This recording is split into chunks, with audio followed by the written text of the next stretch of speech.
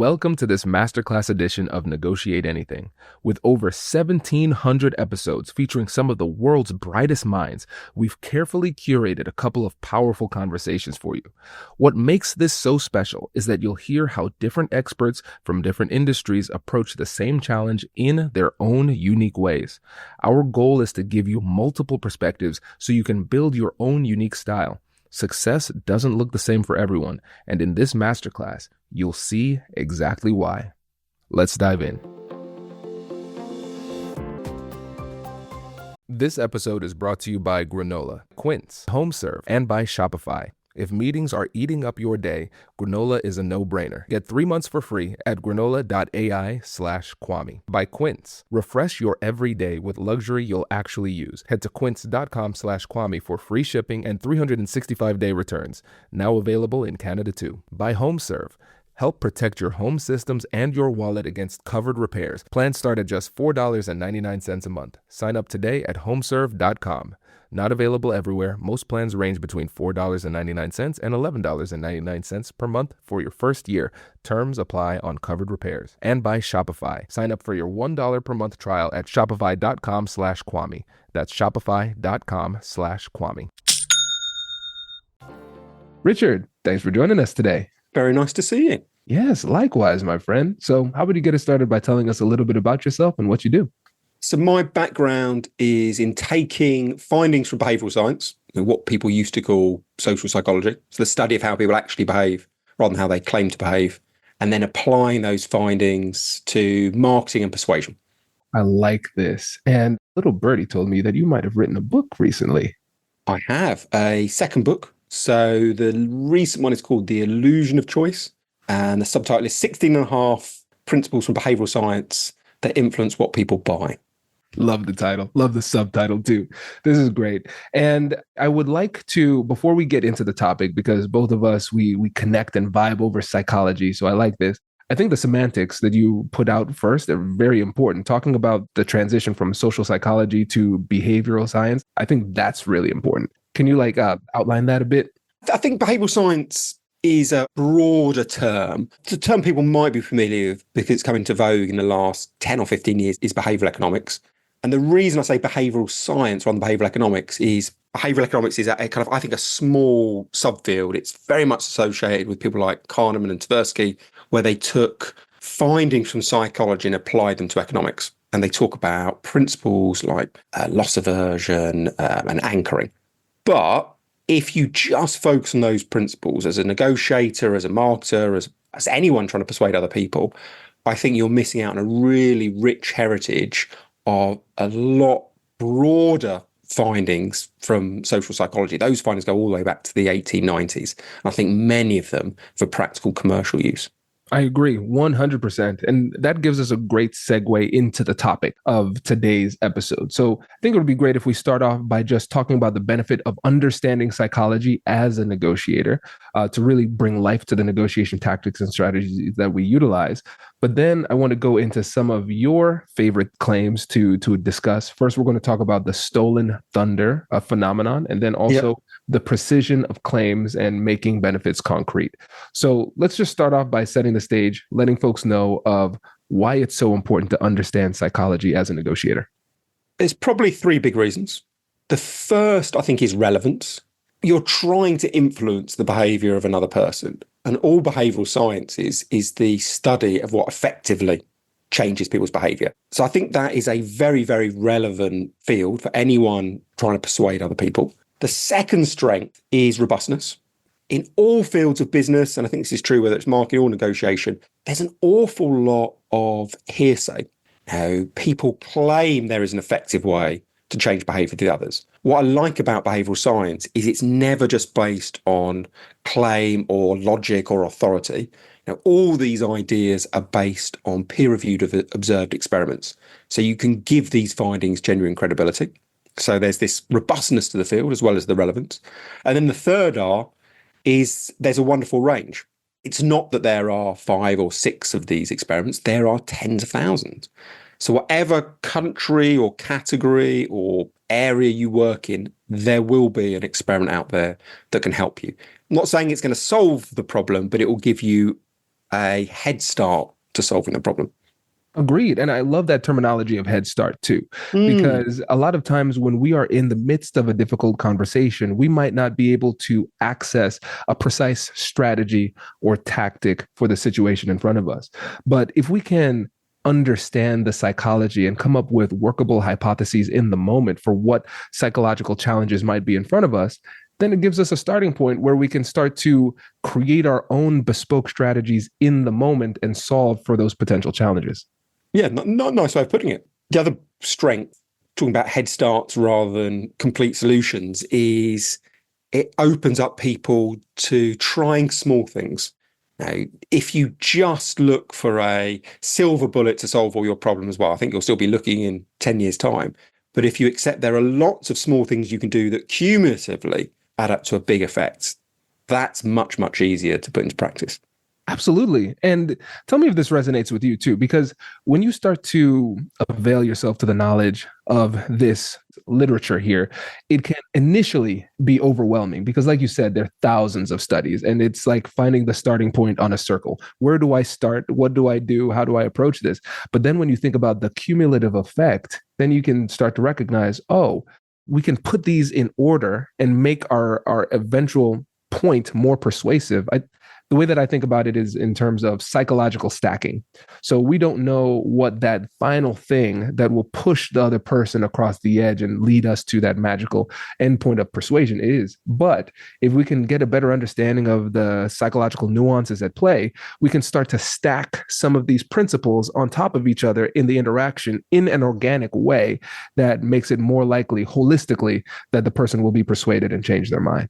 Yeah, I think that's a good way of looking at it. And I certainly agree with your point that the topic can sometimes feel confusing. And part of that is the volume of experiments. The other part is academics don't try and make it easy. I mean, unfortunately, academics write in an unnecessarily jargon-filled way often. So the original papers can often be quite dense. That's a little bit ironic because there is a brilliant behavioral scientist, or maybe define himself as a psychologist, but called Oppenheimer. And he has a wonderful paper and it's called Erudite Vernacular, Utilized Irrespective of Necessity. And then there's a colon and then it's the danger of using long words needlessly. And in his study, he gets a group of participants and half of them are given a abstract of an academic paper.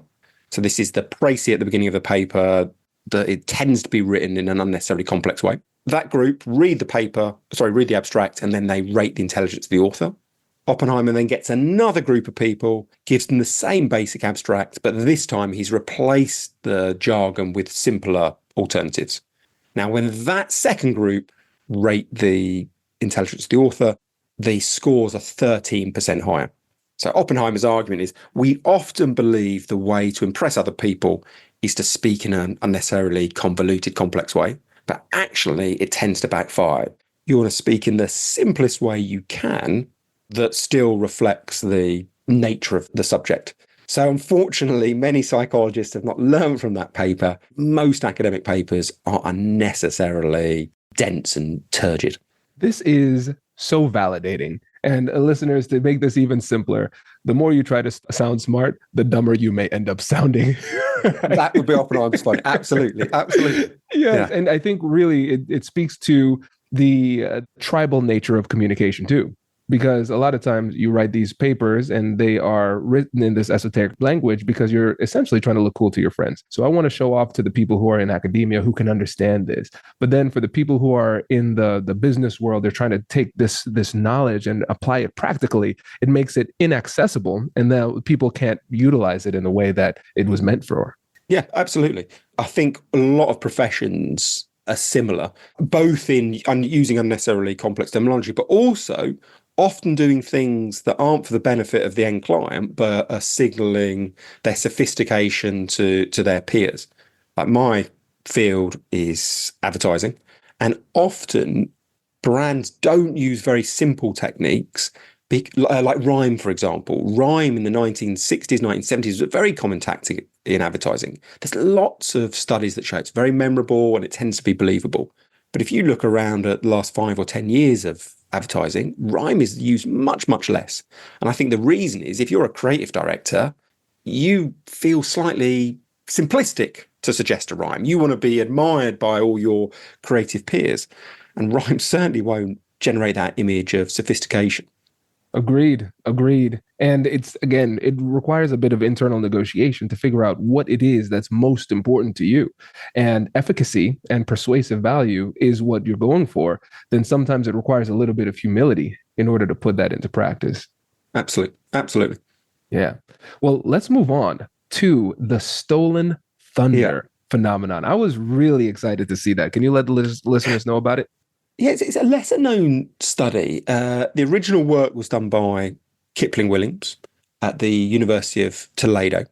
And he sets up a scene for the participants, and they're all imagining they're in a jury. And there's 3 different groups of participants. And the first group of participants hear a strong case from the defense and then a case from the prosecution. And then they say whether the defendant is guilty or not. Second group of people get a weak case from the defendant, and then the prosecution tears it apart. And that's called the thunder version. So there's a weakness in the defense's case, and the prosecution tears it apart. Final group, and this is called the stolen thunder group, exactly the same as the previous group. Defense has a weak case. The only change is at the very end, the defense case admits the flaw in their argument, and then the prosecution tears it apart.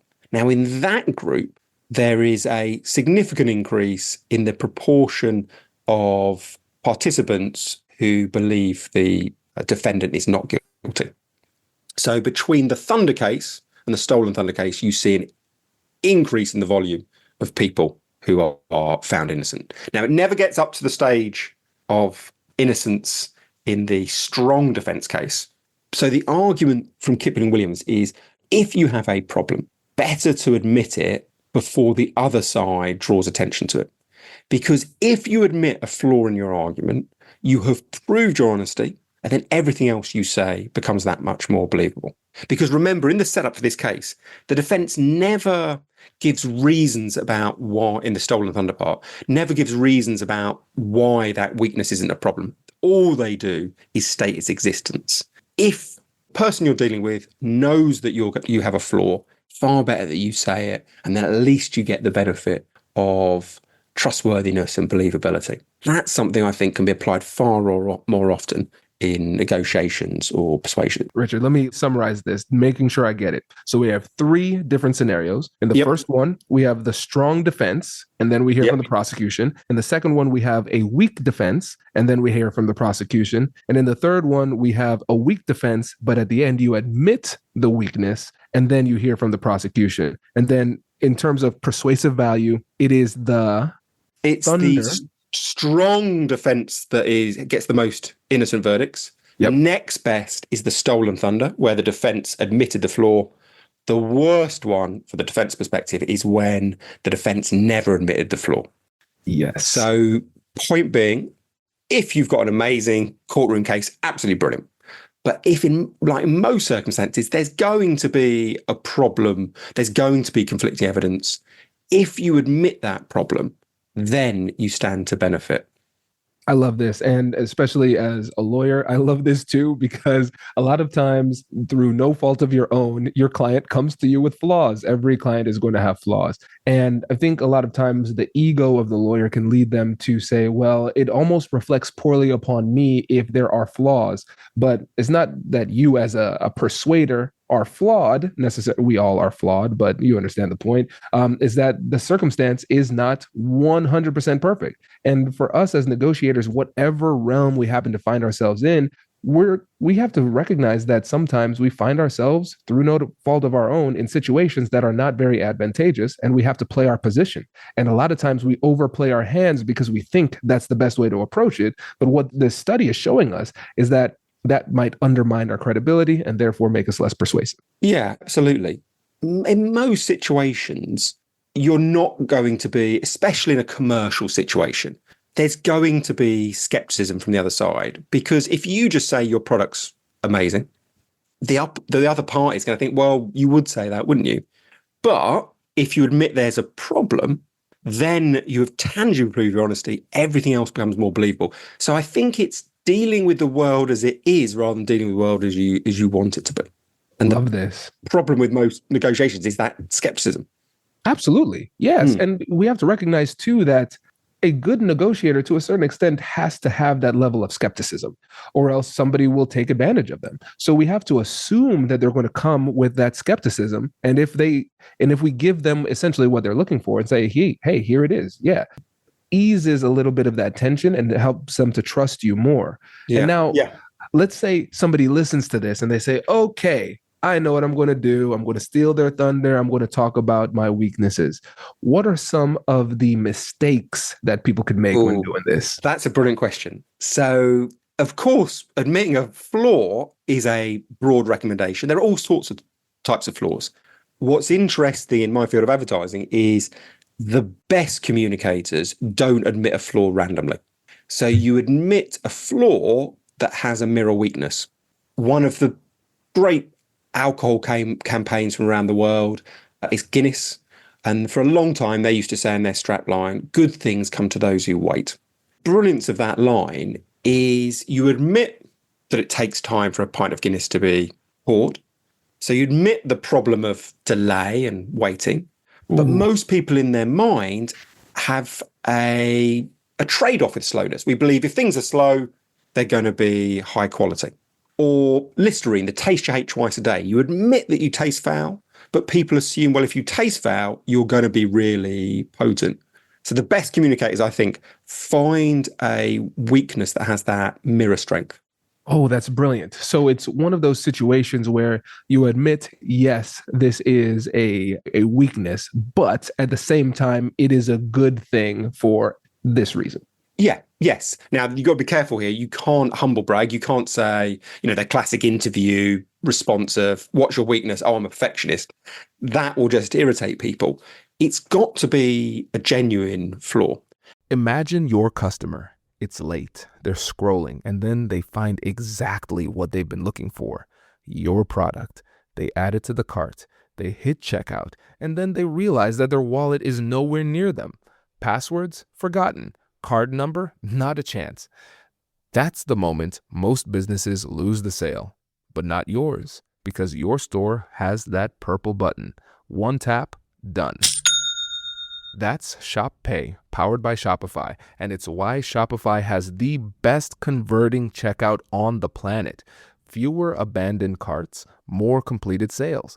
But Shopify isn't just great for buyers, it's a powerhouse for business owners too. With hundreds of ready-to-use templates, you can build a beautiful online shop that matches your brand.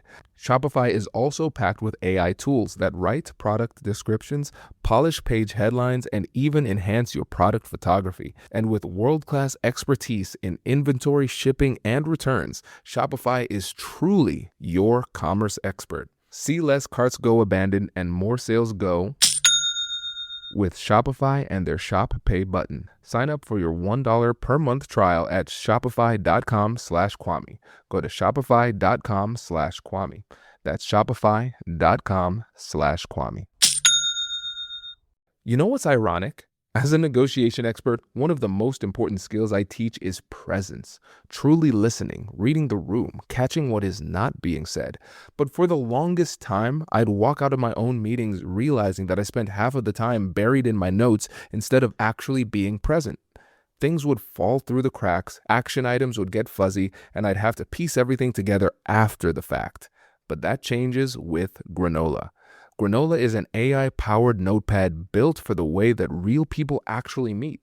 Here's how it works. You take notes like you normally would, and in the background, Granola securely transcribes the meeting. And when it's over, it turns everything into clean, structured, and actually useful notes. And the best part?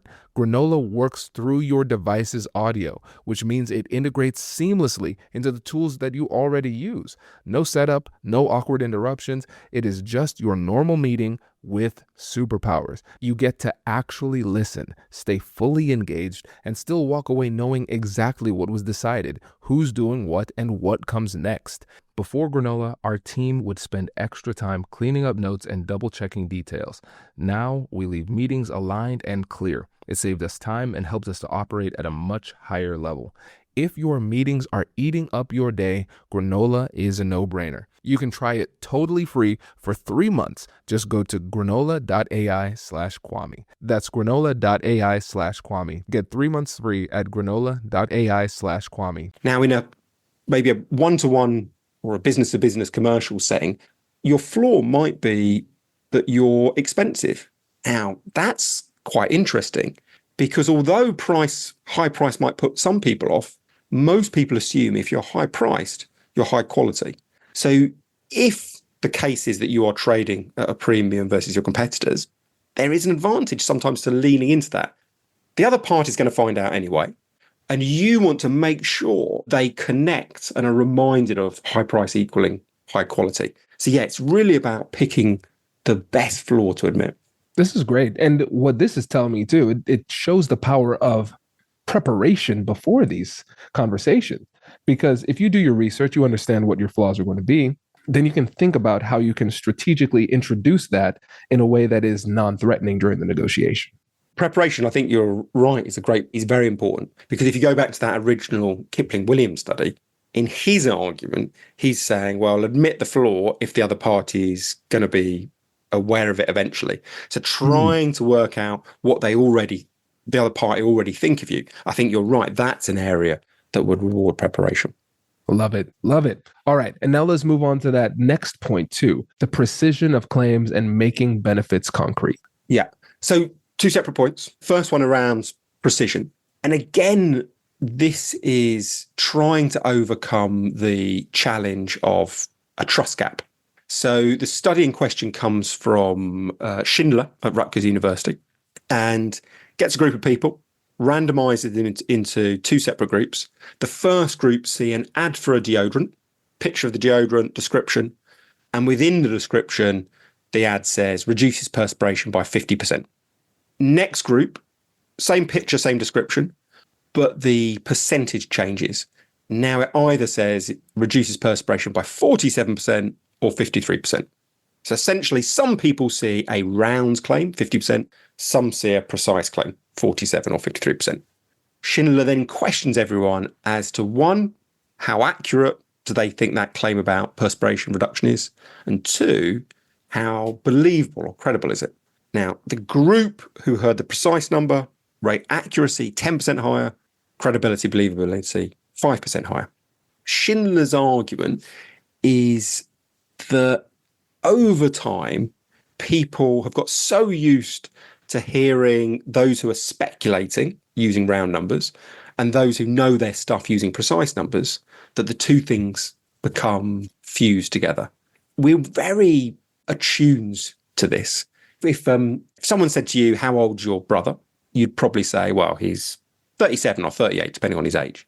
If someone said to you, how old's that old guy who lives 6 doors down from you in your road? You'd say, oh, he's in his 60s, he's in his 70s. We learn over time that if you know what you're talking about, you tend to come up with precise numbers. If you are guessing, you tend to speak generally. So if, let's say, your deodorant, actually reduces perspiration by 51%, don't make the mistake of most brands and rounding down to a nice, clean, round number. That will reduce its believability. Use the specific number that's actually the truth. I love this. And the timing of this, Richard, is perfect because just an hour ago, I was delivering a training for a real estate company. And we were talking about how to, first of all, how to list your prices. I said, every price on your website is a round number that makes it more ripe for negotiation. That's the first thing. And then when you're conceding, when you're making your concessions, you want to think about it beforehand. And if you concede on a round number, then it makes it more likely for the person to invalidate that number and not take it as seriously. So you want to think about it beforehand and come up with precise numbers. And so just incorporating this psychology into your negotiations makes the offers and counter offers that you make so much more persuasive. Yes. So interestingly, you mentioned a development of this idea from Schindler around precise prices. Now, precise prices are fascinating. Some work from the mid-90s from the University of Florida where they showed that if you showed someone a precise price, they were more likely to think it was worth that price than if you gave them a round price. But, and this was Januszewski and you, I think, the experiment was a little bit abstract. It was asking people to speculate on what they do. I think it was students as an audience. So it always had a little bit of uncertainty around it from the academic backing. But recently, Uber have released data. Now, they have a big behavioral science team. So if you get into an Uber, you've probably been in one of their experiments. And they released data saying that they had been testing surge pricing. Right. So you and me might be on the same road, different ends of the same road. You look for an Uber and you are given a 2x surge price. I'm given an Uber and I'm giving a 2.1x surge price. What Uber found was that on average, I would be more likely to accept the ride. So even though I'm seeing a higher price, I'm more likely to accept it because, being slightly skeptical, if we see round prices, we assume they've been marked up a lot. Whereas if we see a really precise price, we probably still think it's been rounded up, but just edged up in small degrees. So there's this lovely opportunity, as you say with your real estate client, of if you've ever got round prices, just put them up a little bit. You've got more margin. They'll be perceived to be better value. Oh, I love this. And I love the validation, Richard. Yeah. Thank you very much. And I think this is a good opportunity. Listeners, if you plan on using that technique or any of the ones that Richard said, give Richard a 5-star review on the podcast. Don't give it to me. Just give it to Richard. That's what we're doing here. This is great, man. I love that. And I know we're coming up on time too. And then let's hit that last point, making benefits concrete. So yeah, lovely study. The original one was done in 1972 by Ian Begg at the University of Western Ontario. Simple study, reads out a list of 22 word phrases. The phrases that he reads out, they're all jumbled up so the participants can't guess what he's doing, but they fall into two types. Half of the phrases are what he calls abstract phrases. So things like better excuse or impossible amount. These are things that you cannot visualize, they're intangibles. The other half of the phrases are physical things. So white horse or square door. He reads out the list. After he's read it out, he asks people to recall as much as they possibly can. And he finds that on average, people remember 9% of the abstract words, 36% of the concrete words. So there is a massive 4-fold difference in memorability. Begg's argument is vision is the most powerful of our senses. So if you use language that people can visualize, what you say will be very memorable and sticky. If you use abstract language, very forgettable. Now, that idea can definitely be applied in a business setting because lots of times professionals talk about their premiumness, their trustworthiness, their quality. The problem is they're all abstractions. What you have to do as a communicator is translate those abstractions into concrete visualizable words. And if you think about maybe one of the best and most effective brands ever, Apple, that's exactly what they used to do. With the iPod, all the competitors talked about 126 or 256 megabytes of memory. They talked about memory in an abstract way. What Apple did was still talk about the abstract concept of memory, but they turned it into something visualizable. 1,000 songs in your pocket. You can picture a pocket, you can imagine a song. That's memorable in a way that those abstractions will never be.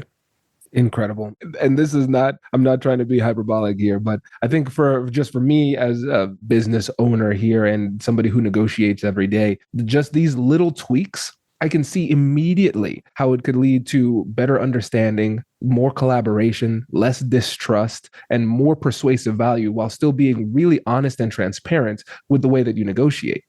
Yeah, I love your point about honesty. What I'm not suggesting is people make up a flaw or make up precision or make up concrete word. Most of the time we have flaws. The data probably was precise until we rounded it, and changing a word isn't immoral. So you're absolutely right.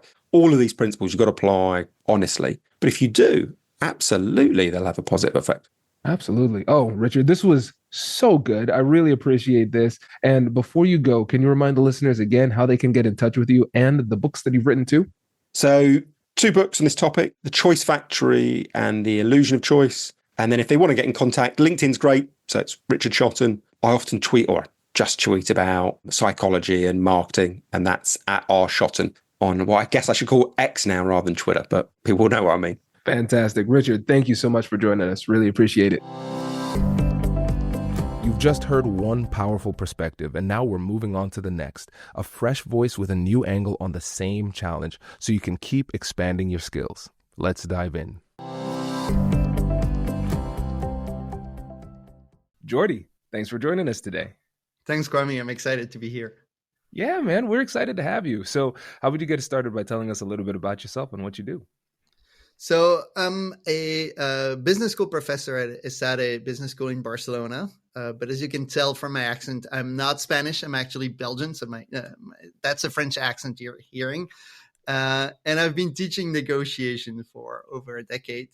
And I have been doing research on negotiation, emotion, happiness. And right now I'm really excited about sort of using hard data to investigate some of the claims and practitioner wisdom about negotiation, and using large language models to actually, look at transcript of conversation, thousands of conversation, and unpack sort of the tactics that we can use to be better negotiators. Oh my gosh, Jordy, you see this smile. This is a nerdy smile.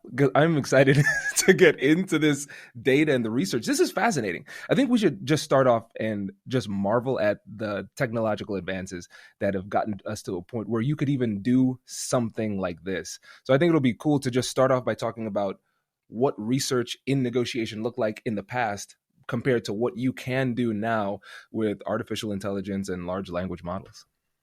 Yeah, so a lot of the negotiation research was done with students, asking them to engage in different kind of role plays and maybe manipulating one variable. So, I think you have a background in psychology, that psychologists would like to experiment. So we would give secret instruction to half of the negotiators, act tough or ask more questions or these sort of things.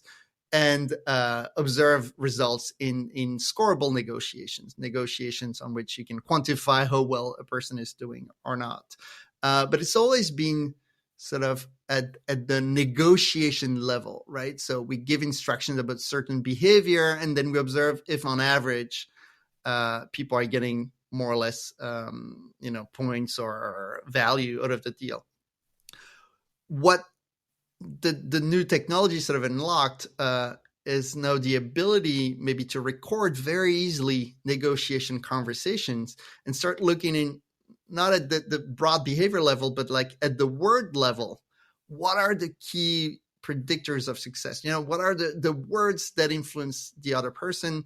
What are the killer questions? What are the things that we should not say? And not only the verbal behavior, but also the nonverbal behavior. We can analyze the tone, we can analyze the pauses that people make, and so forth. Oh my gosh. All right, well, let's get into it, Jordy. So when you look at the research, what were some of the most surprising findings? So we've done a lot of research. So one thing that I like to do is to start from the claims that, every single business school professor makes in their class. And no one really asked himself if they were true or not. So one of the claims that you might have heard in a negotiation class is that we negotiate every day, for example, or that, we should ask more questions. And then, because we've collected hundreds of negotiation conversation, thousands and thousands of hours, we can actually look at whether this is true and when it is not. So I give you an example. In a recent project, we looked at the claim that negotiators don't ask enough questions and that they should. And we actually quantify it. So we have, I think, 600 negotiations. We're talking thousands of hours. And we look at each speech turn and use AI to first spot, is there a question or not? Because humanly, it would not be possible for us to listen to all these conversations and code it manually. But with AI, you can do it very easily. And then if so, what kind of question do people ask? And how does the counterpart respond? And so, for example, I ask you, Kwame, what is the percentage of speech turns do you think that contain an open-ended question? For good negotiators? Well, on average, for an average. On average, I would say, if we're saying on average, I would probably say 25%. Okay, so it's much lower. It's 8%. Oh, dear Lord. So over 90% of what negotiators say in a negotiation is a statement, or sometimes also 8% a closed-ended question, but very few open-ended questions. Interestingly, when we ask negotiators after the negotiation to estimate how many questions they asked, they estimate that they've been asking, somewhere around like 30 to 33% of questions, that their speech turns, a third of their speech turns included in open-ended questions. This is mind-blowing. This is really fascinating for a couple of reasons. Because first of all, we recognize that curiosity is the foundation of effective negotiation, and it's a little bit disheartening to see that the percentage is so low. And then also we see the self-serving bias in our own interpretation of our own performances. So we assume that we're asking more questions than we actually are. And it makes me wonder too, Jordy, if it comes down to not just the questions that we ask, but other elements of negotiation that we know that we should be sprinkling in. Are we always overestimating the amount of negotiation skills we're utilizing with intentionality versus how many times we are just reacting without much intentional thought behind the strategic approach? Here's something that I've learned over the years. How you show up matters every single day. And I'll be honest, I used to overthink getting dressed, trying to look put together without spending a fortune on it. And then I found Quince, and it genuinely simplified everything. So I bought their stretch knit pin tuck trousers, and they have been in constant rotation. I'm talking about meetings with the team, running around the town with the kids, hanging out with friends. I just throw these on and I know I look good. The fabric feels elevated, lightweight, and breathable, but they're so comfortable. I honestly feel like I'm wearing loungewear. And that's the thing. They look polished and they feel that relaxed at the same time. One pair and every kind of day. And the price? It is not at all what I expected for that kind of quality. And here's why that is. Quince works directly with ethical factories and cuts out the middlemen, so you're getting premium materials at 50 to 80% less than what you'd pay for similar brands. For spring, think 100% European linen shorts and shirts starting at just $34, and 100% Pima cotton tees with a softness that honestly just has to be felt. And their pants hit the same sweet spot too. Relaxed and comfortable, but polished enough to wear pretty much everywhere. Refresh your everyday with luxury you can actually use. Head to quince.com/Kwame for free shipping on your order and 365-day returns. That's QUINCE.com/Kwame for free shipping and 365-day returns. Quince.com/Kwame. Now available in Canada too. And a big thanks to HomeServe for sponsoring this episode. You know, we talk a lot on the show about being prepared, having the right strategy before you walk into a difficult conversation. But I'll tell you, nothing humbles you faster than being completely unprepared for a home repair. I remember when my water heater just gave out. No warning, no negotiation, just gone. And suddenly you're scrambling, searching for a reliable contractor at the worst possible time, watching costs stack up in real time. That is a stressful place to be. But here's what I wish I'd known. Your regular homeowner's insurance likely doesn't cover that. Plumbing failures, HVAC breakdowns, electrical issues, you're often completely on your own for those. And that's exactly where HomeServe comes in. HomeServe offers plans that cover specific home systems, starting at just $4.99 per month. When something goes wrong on your plan, you simply call their 24/7 hotline and they connect you with a local, experienced professional that can handle the repair. No panic, no frantic searching, just one call. They've been helping homeowners for over 20 years with a network of over 2,600 local contractors, 4.5 million customers, and a 4.8 out of 5 post-repair rating. Help protect your home and your wallet with HomeServe against covered repairs. Plans start at just $4.99 per month. Sign up today at homeserve.com to find the plan that is right for you. That is homeserve.com. Not available everywhere. Most plans range between $4.99 to $11.99 a month for your first year. Terms apply on covered repairs. That's interesting. I mean, I think for many things, there's a self-serving bias, right? So we like to imagine ourselves as better versions of ourselves than we really are. But when it comes to negotiation, I also think about some of the work, and I cannot name the author right now, but I remember reading some articles showing that people also overestimate how aggressive they've been. So it's not always like on the positive side. Like people say, I've been maybe too pushy, too demanding and things like that. But their counterpart actually feel that they were just perfectly normal. So I think the misperceptions can go in many direction, but they can lead us astray, of course. That's fascinating. So we're not even consistent in our misunderstanding of ourselves. Exactly. But you're putting the finger on something important, is that not only, of course, on average, people don't ask that many questions in negotiation, but if you look at the correlation between the number of questions that negotiator ask and their performance, really measured objectively by, the terms of the deal, we observe a very strong correlation between the two. So the more open-ended questions you ask, the better you do. And it doesn't seem, in the data at least that we have, that there's like an upper limit. So it's really the more the better. Oh, interesting. So there's no point of diminishing returns. It doesn't seem like it. No, maybe because of our sample. These are executives and business folks and business students. We don't have anyone who's asking like 70, 80% of questions, right? So the highest, sort of the most inquisitive negotiators in our samples ask roughly, 1/4 of their speech turn. Oh, that's very interesting. Okay, so what's really fun about this and just validating is that we've known this in negotiation, but now we know this with specificity.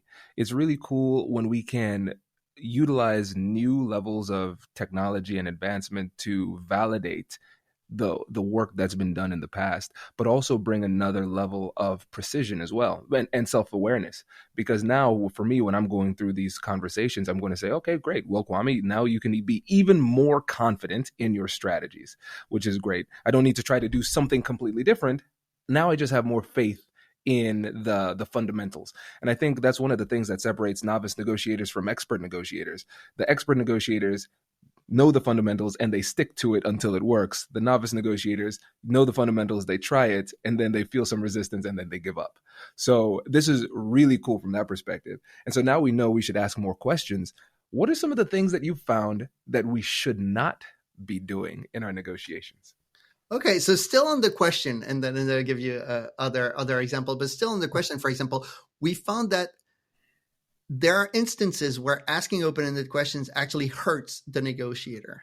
Well, I'll let you guess. What would you say? Asking not ask a question. I would say, ooh, this is a tough one. When you're asking a question that could inadvertently get the person more anchored in their position. So you're asking something that is phrased in a way that gets somebody to commit to something that's not in your favor. And when somebody commits to something, it makes it more difficult for them to adjust down the road. Oh, that's a super interesting research idea. I have to test that. There you go. We haven't looked at that yet. One thing that we look, though, is that when you're making an offer, okay, you should not ask a question. So we can look at the transcript and we can look at all the offers that are being made. And a big chunk of these offers come with, what do you say? What do you think? How does it sound? These sort of questions. And actually what we observe is that if people ask questions when they're making an offer, they tend to get a worse deal. And that is a statistically significant result.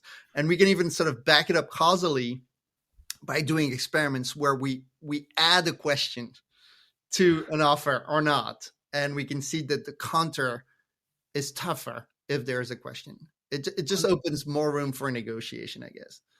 This is so cool. Okay, can you give us an example of where somebody might do this and it hurts them in a negotiation?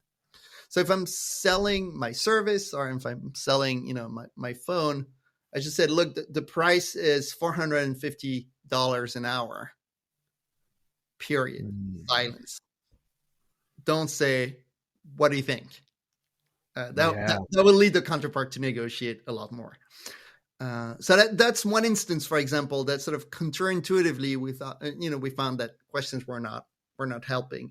Another cool thing we found on questions were that not all the questions were created equal. So one thing you can do when you have so much data is to start looking at different types of questions, for example, using why versus what versus how. And then we can see if someone asks a why question, what does the answer of the counterpart look like? And does it look different than when someone asks a what question or a how question, for example?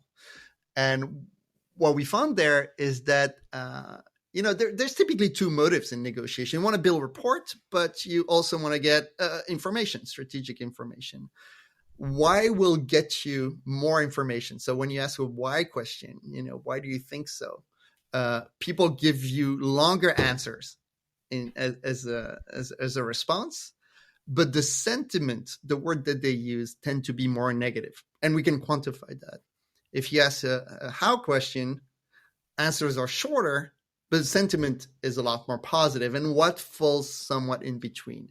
So I think one of the insights is that we want to maybe balance the way we phrase questions in a way that sort of also balance information gathering and report building. This is one of those times where I want this interview to never end, Jordy, because I have so many questions. Because what's coming to mind for me when I'm thinking about the utilization of these questions strategically is that, for example, if my goal is to get somebody to sour on something, an idea or a position, maybe at that time I ask them to describe their position using a why question.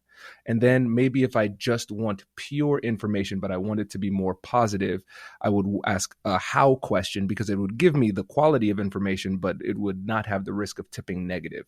Is that an example of how we could kind of use these questions strategically? Absolutely. A how question will give you, on average, a little bit less information, but people will feel better. And so, I would just try to strategically maybe sample different kinds of questions, not always why, and not always what falls in between. So, like, probably the safest option is to say, what do you think? Then why do you think so? Man, oh, that's great. That is great. And when you're doing this investigation, I know thus far we've talked about questions that are formulated in the traditional sense that have a question mark at the end. What about these more, I call them open-ended statements, where it's meant to gather information but not formulated as a question? Did we do any research on that? It's ongoing, so I don't have any exciting findings to share, but that's where we're going right now. So we're looking at things like, hey, tell me about this and this and this, or just simply, saying like, it sounds like you have something on your mind. These sort of non-question sort of inquiry that's all we call them. But yes.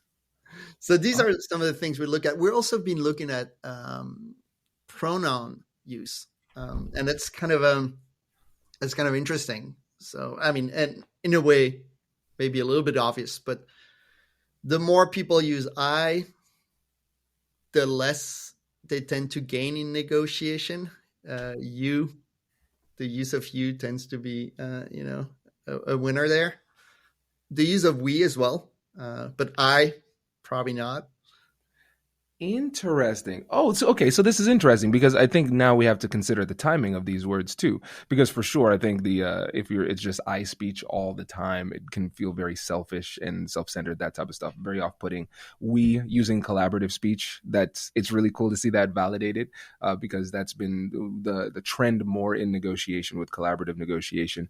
Now, when it comes to you, and tell me if I'm off on this too, because there are some times where in a heated negotiation, if the person's more emotional, you can sound accusatory. So how do we balance that?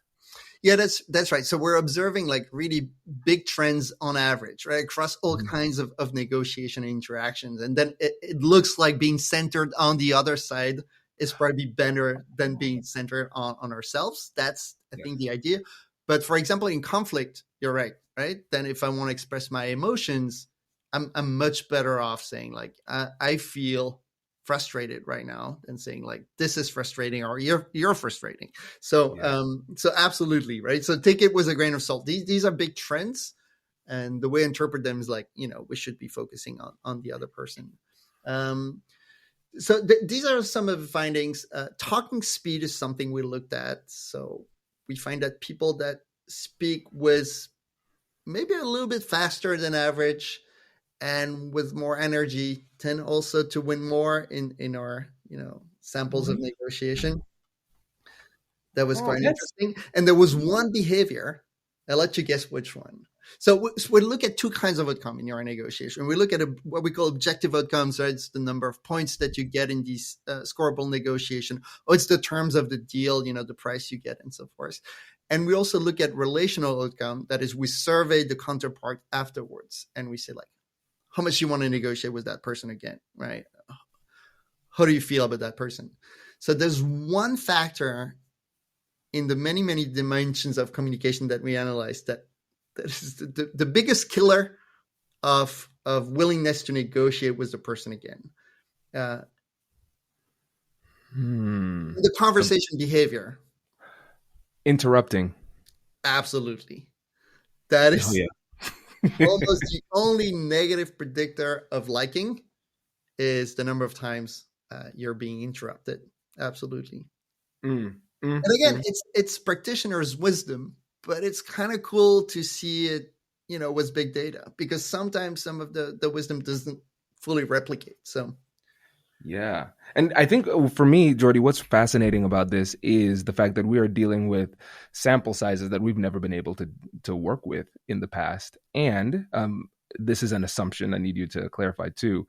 I'm assuming that we're analyzing conversations that are like cross-cultural. So we're not just talking about folks in one country, are we? Or do we sprinkle in some other like diversity into the data set? So the sample is extremely diverse. I think there's, over 40 different nationalities from all the continents, but it's in English. And I'm saying that because it could very well be that negotiations in French, in Italian, in Japanese, have different determinants, or that there are different sort of key behaviors and key words and key questions in different languages. So this is diverse sample, but English language. Yeah, no, that's helpful. That's helpful because what's really fascinating too is we can see that even within the English language, there's a lot of diversity, right? We have North America, Canada, Africa, Australia, all of these different cultures speaking the same language. So there's still a lot of diversity. And this is something I mentioned to you before, and I'll tell you, I need to cite my source. This is Jack Schaefer, the former FBI agent who wrote The Like Switch. Great guy. He was on the podcast yesterday. The way he described it is, he said, the psychology is like the cake that you bake. Everybody has the same cake, but then the icing is the cultural nuance. So everybody has the same psychological foundation. So what's really cool about this is that as we go deeper into the research, we'll be able to see what elements of persuasion are just purely psychological from a human perspective versus what elements are more cultural. So we can see what can cut through all of these types of cultural nuances and just stay as the foundational fundamental principles of negotiation, and then where we might need to flex. Absolutely. It's a tangential point, but I remember reading a study that I find fascinating. I think some managers were surveyed about, like, what's a good meeting for you? And, the Americans would say the number one answer for the Americans would be, well, a decision was made. The number one answer for the Chinese managers were like, well, we put an official stamp on a decision that was already made before the meeting. And the French, which is the culture I identify more with, said, like, oh yeah, there was a heated discussion, some conflict, and we throw some some stuff at each other. It was a good debate. So yeah. Wow. That's really interesting because that shows the different, like, cultural values too, right? Not in an ethical or moral sense, but just the things that we drive toward. Absolutely. And actually, we should talk about this too, because at the end of a lot of these negotiations, the goal is some kind of decision. And I know that your research has a lot to do with some of the research that you've done talks about emotions as it relates to their impact on decision making. So when you did this research with the LLMs, what did you find about emotions in negotiations? So Not that much, and that was kind of a surprise for us. So, okay, so what we did is that we looked at nonverbal display of emotion, which might not be exactly the emotion that you feel, right? But we're looking at like when people frown, when they smile, and things like that. And one of the only things that we found sort of predicted success in negotiation was adaptability. So if your counterparts smile and you smile back, that seems to be adaptive.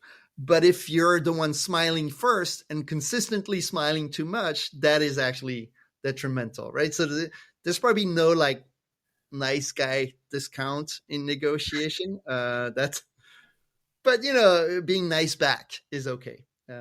This is one of the things that we find. Now, in other lines of research, one thing that I find sort of consistently is that allowing yourself to experience a broader range of emotion is adaptive for well-being. It's adaptive for decision making. We call it emodiversity. So it's like biodiversity, but for emotions. And what we observe, and these again are like tens of thousands of people, is that people who experience a broader range of emotion, on let's say a weekly basis or a yearly basis, they tend to be healthier physically and mentally. They tend to be wiser in interpersonal conflict and discussion, and they tend to make better decision. And in particular, we just ran a study that I think it was kind of cool, where we instructed people to think about emotions that they were feeling while making a decision. So we asked them, think about a decision you need to make in the next few days or the next few weeks. What is it about? Tell us about that decision. And then we said to half of our participants, okay, what is the main emotion you're feeling when you're contemplating that decision? They wrote about it.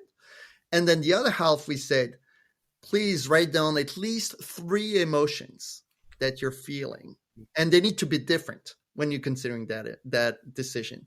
And then we let them be for a few weeks, and we checked in a few weeks later and say, hey, what did you decide? And how satisfied are you with your decision? And people who considered 3 emotions were statistically more satisfied than the people who considered 1. And we have many, many studies like that seems to suggest that if we pause and we ask ourselves, okay, what else am I feeling right now? This is actually a powerful way to make better decisions. That's brilliant. And I think that speaks to the power of internal negotiations for decision making too, because a lot of times we make the same mistake that we make negotiating with other people, which is we don't ask enough questions. We just stop at the shallow answer. What am I feeling? I'm feeling this. And then we move on. Usually it's an emotional cocktail that includes more things. And the deeper we can understand ourselves, the more we can recognize there are other elements than maybe the thing that is most glaring at the surface that we need to consider.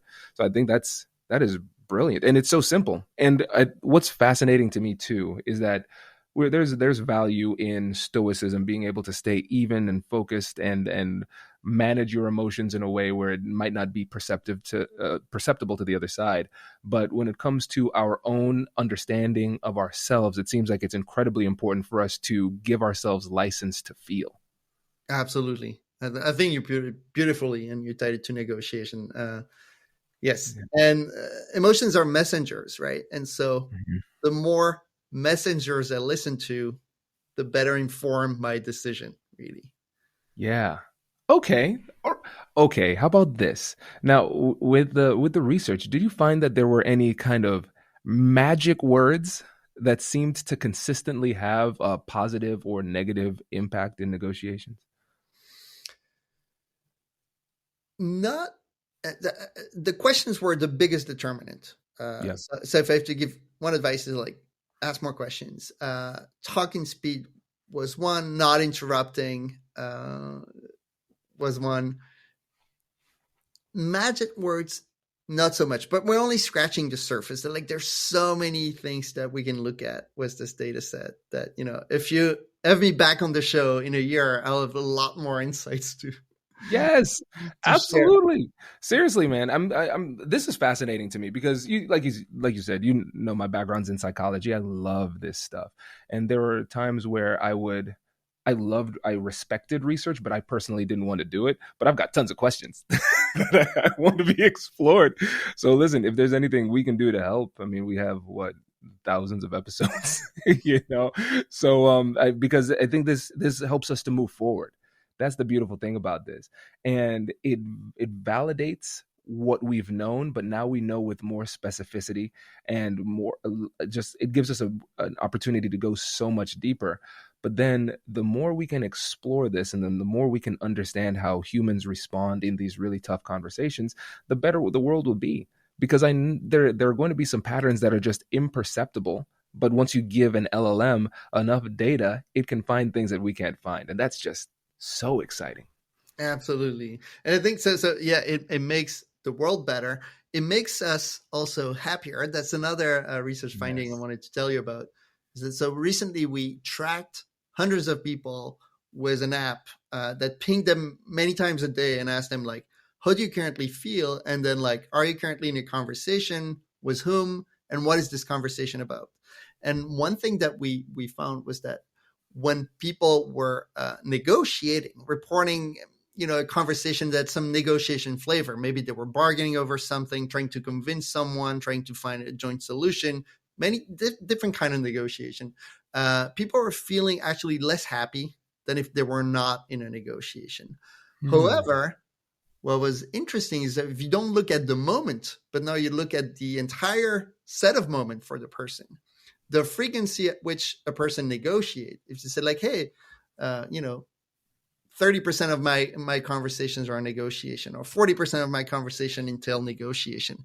Well, that directly predicted their happiness level overall. So people who negotiate more are happier people. Wow. It's such a fascinating finding. And it's almost like a human principle. Sometimes doing what is required feels bad, but the outcome feels good. It's about prioritizing the long-term benefit over the short-term discomfort that we can feel. Absolutely. And again, right, if you ask any negotiator, they will tell you have to go over your fear of negotiating and things like that. But I find it really cool that we're able to take hundreds of people and show statistically that really, if you start negotiating more in your everyday life, you'll probably, sure, you'll have a better job and things, but you'll also be happier. By the way, do you know the percentage of conversation that entails some form of negotiation?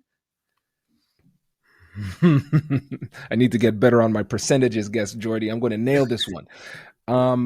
The percentage that has some element of negotiation. How are we defining negotiation? So you've probably heard the phrase "we negotiate every day." Yeah. I heard you say something similar. So, but it's true. But I wanted to know, like, okay, every day, but how much every day? So maybe 70%.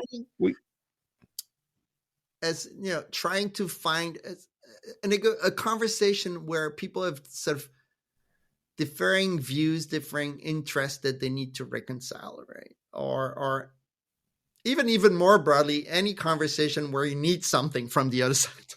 Oh yeah, so we're at about 80% for that. So that at least in our sample, there was a bit lower. That was 25%. 25. But that means like 1 out of 4 conversation is a negotiation. To me, that was still pretty. That's still a lot.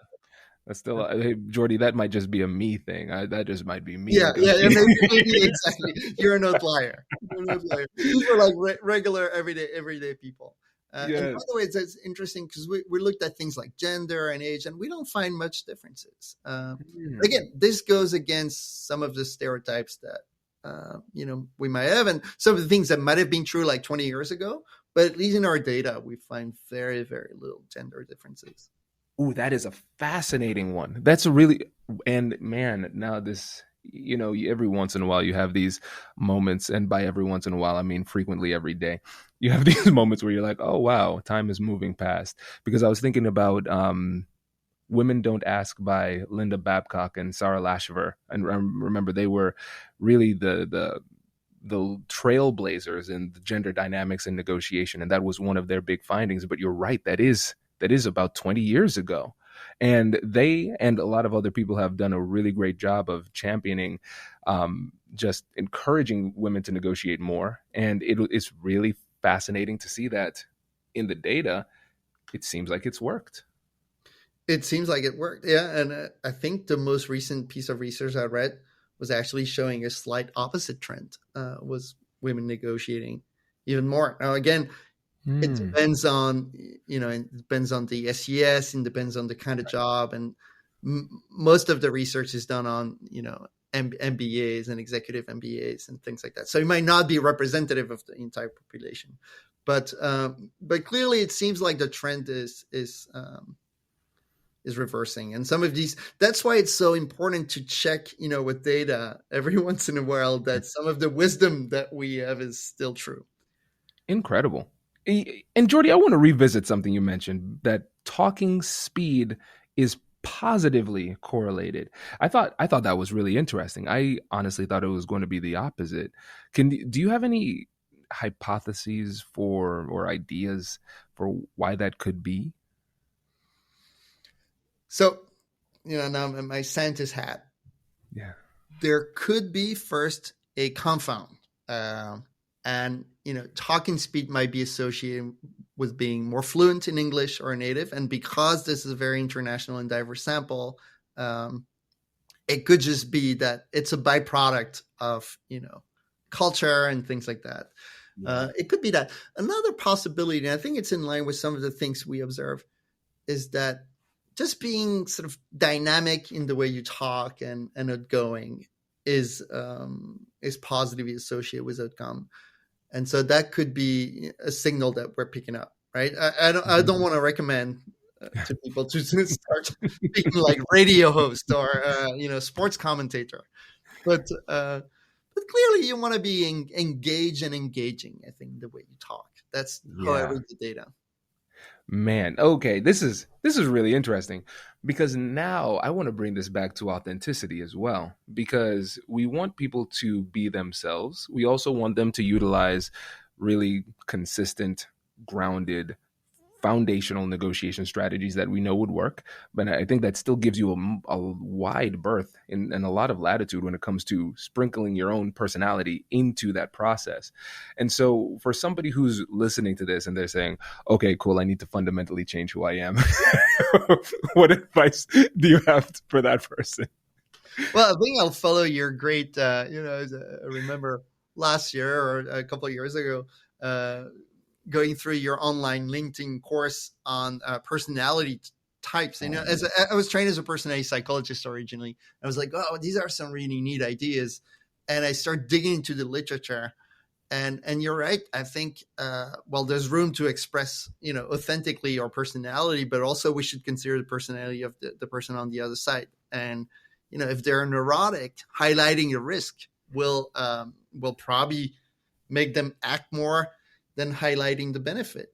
If they're open to new experience, if this a very creative type of personality, telling them that 95% of the customers go with the package B is a bad idea, right? I mean, they want to be special. So I think your personality can shine, but also consider the personality of the other side and the type of arguments they'll be sensitive to. Amazing. Okay. See, I need to land this plane because I was about to go on to a whole laundry list of questions. We'll just have to have you back, Jordy. This is great. But before we go, I want to make sure you get an opportunity to talk about the app that will be coming out too. Absolutely. So that research that I mentioned is based on, hundreds of negotiation, thousands of negotiation. And we wanted sort of to give the opportunity for people to check how many questions they ask, the kind of questions they ask, how many times they interrupt, how fast they talk, and all these things that we talked about. And so we've built an app that analyzes conversations. So basically, if people want to try it, it's free. The only thing is that we might use your data for some scientific publications. But the idea is that with a friend, you can download a role play case that we have on the app. And then we'll ask you to negotiate on Zoom, to upload the recording of your negotiation. We don't keep the audio. We just, crunch the numbers.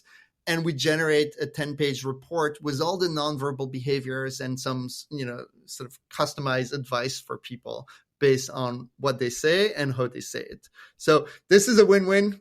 Science wins, and as negotiators, we also win by having this really unique way to look at our own nonverbal behavior and words that we use. This is incredible. And I teach in the spring at the law school. So I'm going to make sure that my students do this. So, this will be good. Man, I appreciate it. Listeners, we will have links to the app in the description of the episode. And Jordy, before you go, I want to let you give you an opportunity to remind the listeners again about who you are, what you do, and how they can learn more about what it is that you're doing as it relates to research and negotiation. All right. So my name is Jordy Quedbach. I'm a negotiation professor at the Salle Business School, Barcelona, originally Belgian. I'm a psychologist. And I like to use big data to sort of look at the behaviors that can give us a head in negotiation. So if people want to learn more, they can check out my website. So my last name is complicated. It's called Quedbach, quedbach.org, and check out my research paper. And if they want to contribute to some of the research we're doing, we're always looking for volunteers. That's the power of a masterclass. One topic, multiple lenses, and real-world application. And now the question is, what will you do with it? Negotiation isn't theory. It's practice. It's self-awareness. It's choosing courage over comfort. So pick one insight today and apply it in your next conversation, because skill doesn't come from listening. It comes from doing. I'll catch you in the next one. Hey, if you're still here, that means you really like this episode. So why don't you leave us a review? 5 stars, please. That really means the world to us, and it helps other people find the show. And now, I will catch you later.